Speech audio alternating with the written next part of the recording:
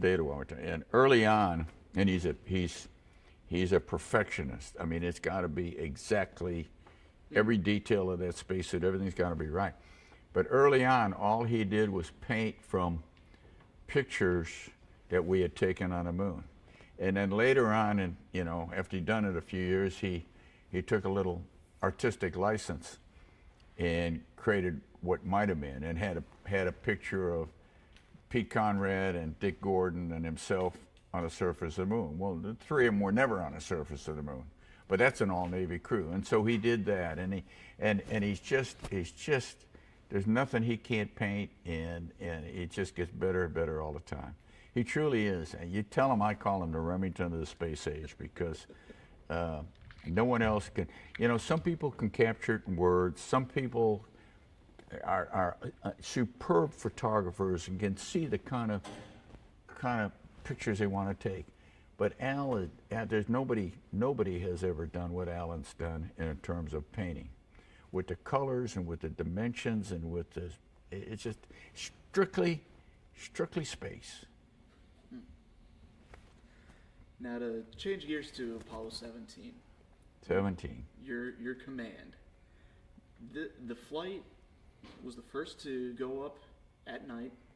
The only Apollo flight to go at night was Apollo 17, and you know, I wouldn't trade the position I watched it from for a minute, but I've heard so many dramatic stories about what it looked like from the outside, like the universe lit up from without, like 1,000 suns, and I got to tell you, it was pretty impressive inside.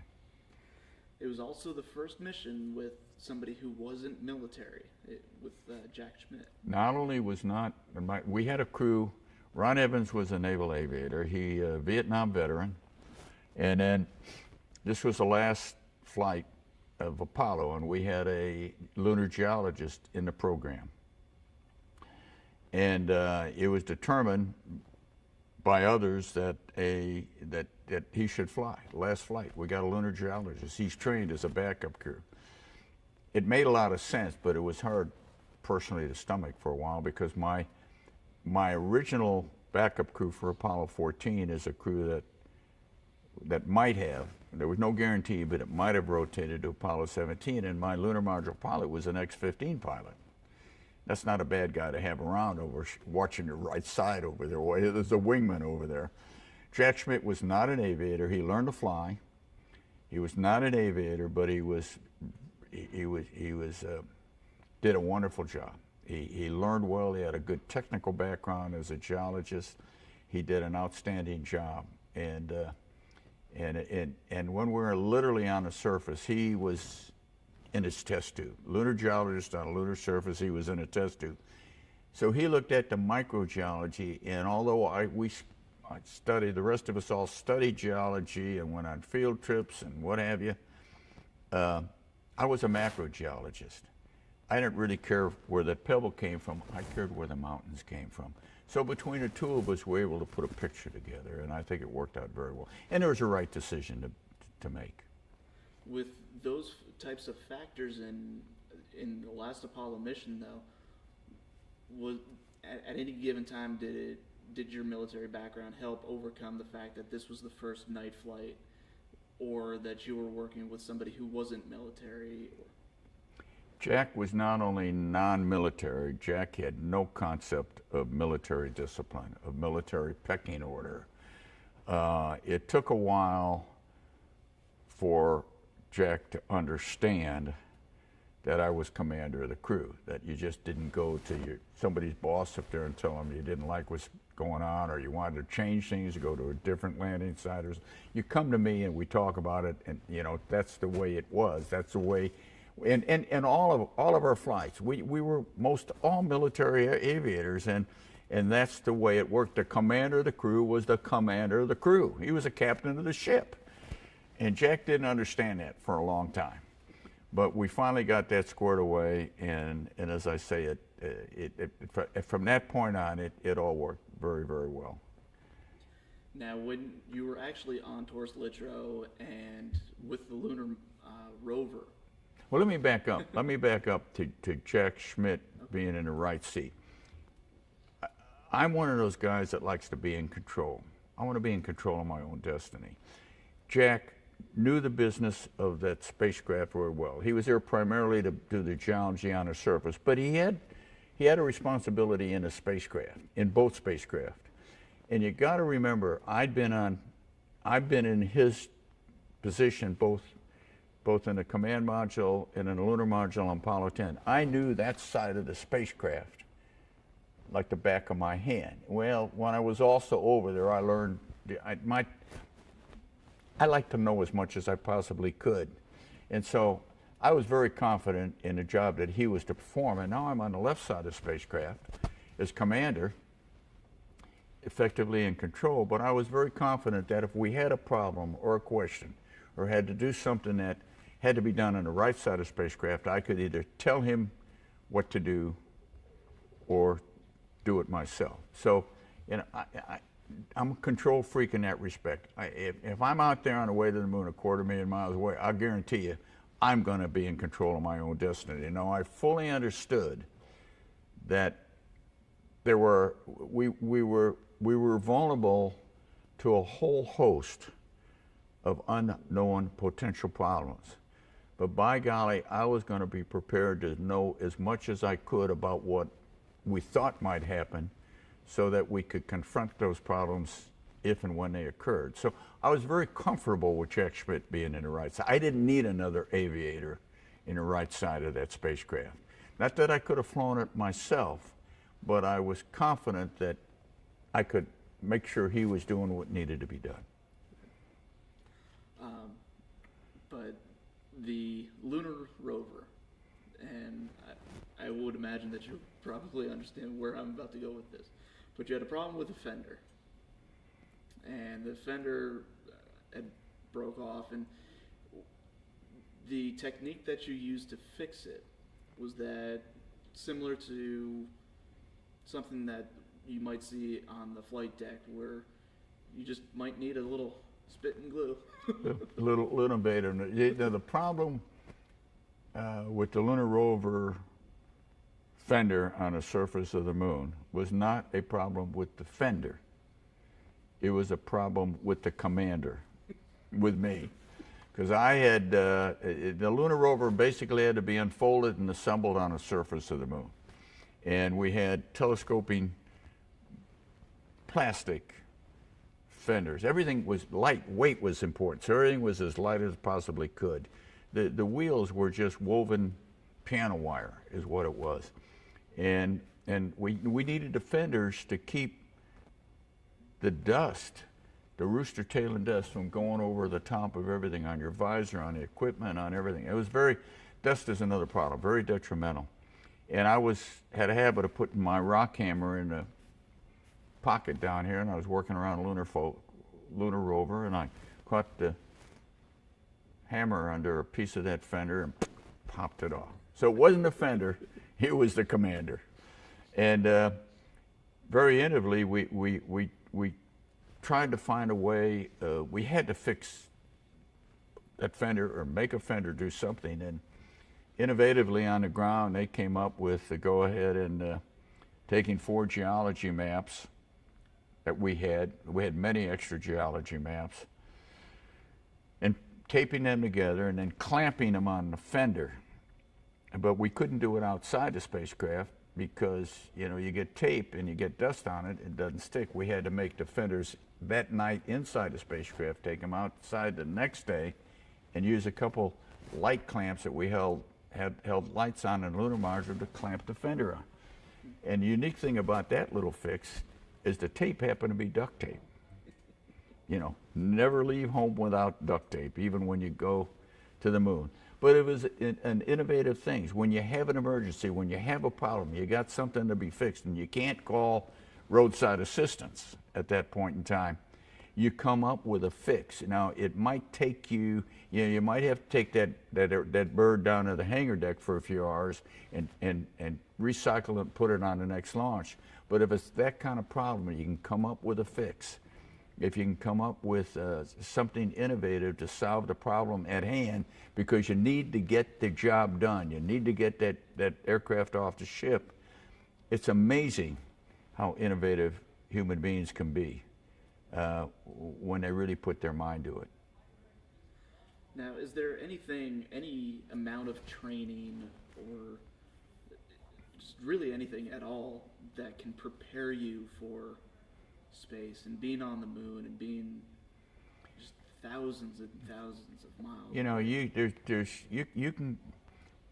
You never could train for the entire mission. You could never train for the emotion of that 14 minutes of descending on the surface of the moon. I mean, in a simulator, you know, if you made a mistake, if you ran into a problem you couldn't handle, if you were going to spin, crash, and burn, you hit the freeze button, you go out, talk to the folks, have a cup of coffee, and say, well, I could have done it this way, I could have done it that way. There is nothing that can prepare you for the real world until you're in the real world. Well, there's a lot of things that can prepare it for you. It's your commitment. You want to know everything you can. You want to be as prepared as you can. You want to be as determined. And I've always said, I didn't go to the moon not to come home. That was not my plan. I knew that the possibilities were there, but so when I was coming down, for instance, coming down on the descent itself to the surface of the moon, very dynamic, noisy, people are talking to you, vibration, lots going on. You're coming down on your back. You really don't see the moon until you start down from 50,000 feet, and you really don't pitch over. And you're flying a vehicle for the most part, and you pitch over at 7,000 feet, and we landed in a valley that was surrounded by mountains on three sides, higher than the Grand Canyon is deep. And all of a sudden, bang, you are down among them. And the ground's telling you things, your partner's giving you numbers, and you're looking out the window, and you're flying needles, and watching what the radar is telling you. You get down to about 200 feet, and you get to what we call the dead man's curve. You're going to land one way. If the descent engine quits, you're going to land, because you don't have time to separate the two vehicles, fire the ascent engine, and get out of there. You got to come down fast enough so you don't run out of fuel. But you got to come down slow enough so you can stop your rate of descent. About 80 feet, you run into dust. You go IFR. You can't really see much of anything. And at that point in time, the ground can't tell you anything. I told my partner, Jack Schmittner, I said, I don't want to hear anymore. Your eyeball, you've made a determination where you're going to land. And you know how much fuel you got. You're committed at that point in time, and you get an indication that you're with about 3 meters of the surface by a little light that goes on. As soon as that happens, you shut the engine down, because if you don't and you land with the engine running, the back pressure, they determine the back pressure might be so great it would blow up the lunar module when you landed. So, you're not going to let that happen either. And when you touch down, you shut the engine down and plunk, the dust is gone. The vibration is gone. The noise is gone. Nobody's talking. And all of a sudden you realize, for what could have been 10 seconds or 10 minutes, I don't know, that you are now seeing what has never been seen with human eyes before. You are now where no human beings have ever been in the history of mankind ever before. And the first thing you do is listen and look at the gauges and make sure you didn't break something, because if you did, you're going to have to get out of there in a hurry. And once you're happy with that, and all that happens in a matter of seconds, quite honestly, you tell the ground that the Challenger has landed in the Valley of Torres Letro. And from then on, it's 3 days. And a lot of people say, well, did you think you weren't going to ever did you ever think about it might not lift off? You're there. You shut the engine down. You turned everything off except the environmental control system. Do you think it's going to start? Do you think it's going to work? Do you think that you power down all the avionics and the computer because you don't have enough battery power to keep them running? No, you don't worry about that until the time comes. You are there. You made a commitment. If you were worried about that, you shouldn't have gone. You should have stayed home. And so I think all of that plays into your Navy training. When I was coming down on a descent, it was me. Nobody else was going to help me. The ground couldn't fly my airplane for me any more than it could make a night carrier landing for me. What was going to happen, and the guy on the right was giving you some information, that's fine, but he wasn't flying, I was. You know, you got more technology, by the way, in your iPhone today than I had both of my hands when I landed on the moon, but that's what I had to work with. And that's why I've often compared it to a night carrier landing. It's just you and your maker.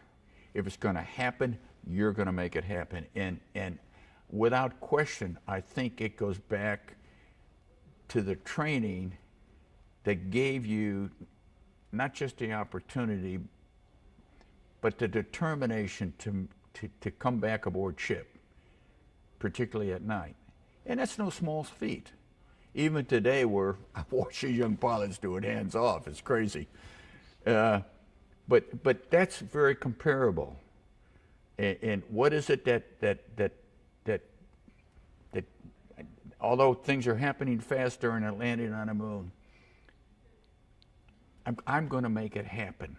There was no question in my mind.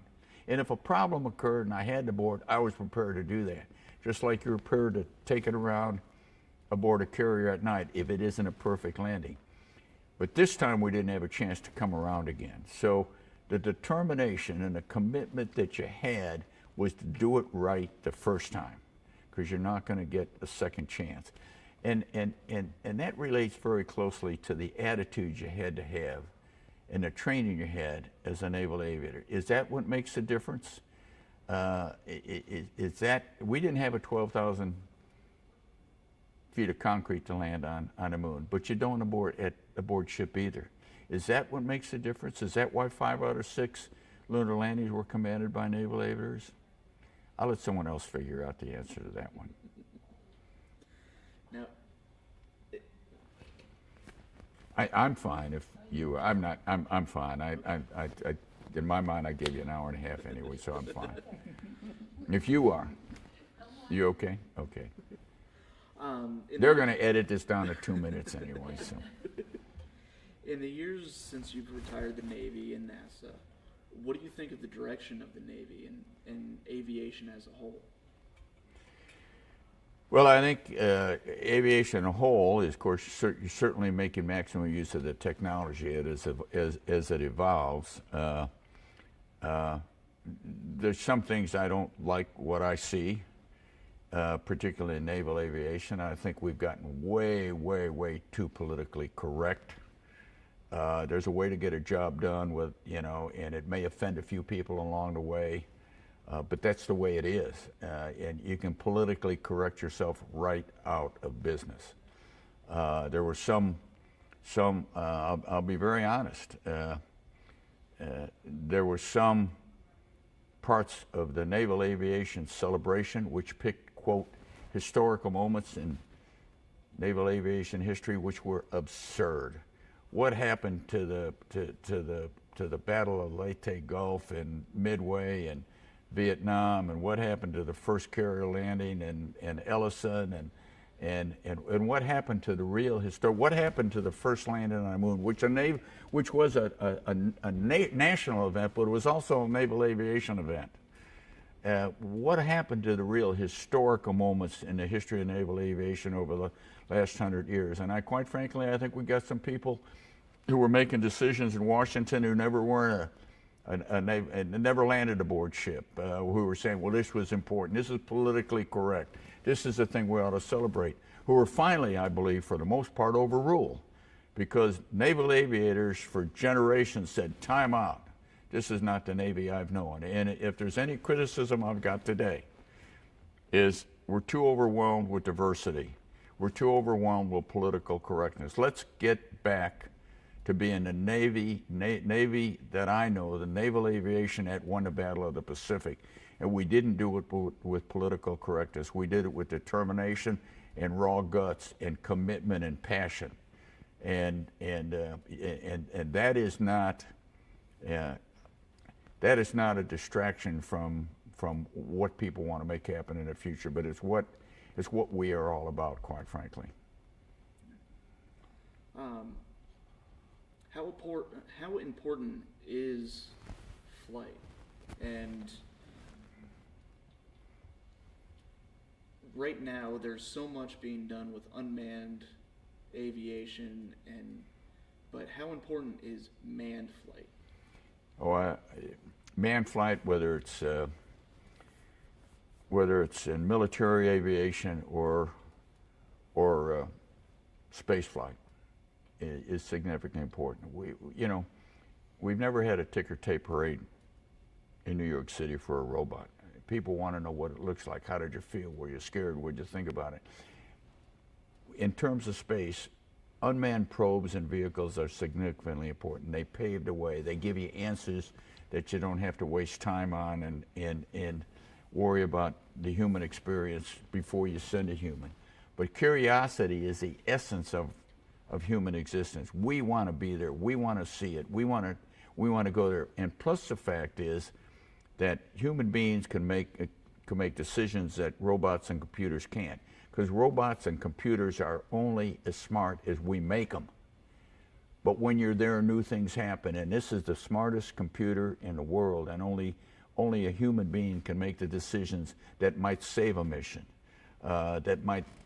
We might find out something we might not have even known if a human being weren't there. In terms of aviation, and there's a lot of, the unmanned part of aviation across the board is significantly important. We can do things and we can see things. We can send vehicles in harm's way to do a, quote, a routine job that we don't have to send a human being into and risk the life of a human being, and probably a far more expensive aircraft.